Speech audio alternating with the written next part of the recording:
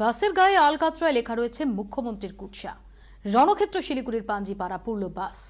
নাম না করে বিজেপির বিরুদ্ধে এই অভিযোগ স্থানীয় তৃণমূল নেতৃত্বের।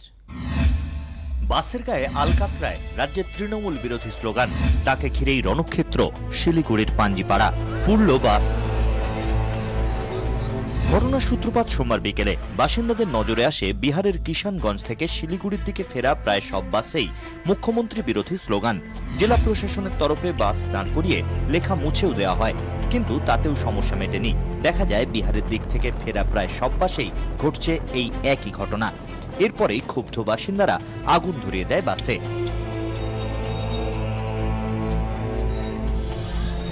বেলা বাড়তে পরিস্থিতি অন্যদিকে মোড় নেয়। উত্তর দিনাজপুর জেলা সভাধিপতি আলেমা নুরি বিহারের কিষানগঞ্জে ওষুধ কিনতে গিয়েছিলেন।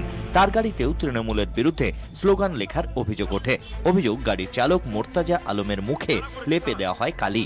চালকের দাবি, হামলাকারীদের হাতে গেরুয়া পতাকা ছিল। ওরা কিছু বলা বলি না, গালাগালি করছে আর লিখে দিচ্ছে ওর মধ্যে, আর আমাকে যা মারধর করছে। কারা করেছে? কারা? আমি কি বলতে পারবো? ওরা ঝান্ডা নিয়েছিল, ওরা অরেঞ্জ কালারের। সেটা কোথায় হয়েছিল? ওরা কিষানের ধর্মগঞ্জ চকের কাছে। তারপরে গাড়িতে কে কে ছিল? আমি একাই ছিলাম, ওষুধ আনতে গেছিলাম, ওষুধ থেকে নিয়ে আসতেছিলাম। পঞ্চায়েত ও গ্রামোন্নয়ন দপ্তরের প্রতিমন্ত্রী গোলাম রব্বানির দাবি, আগেই খবর ছিল প্রশাসনের কাছে।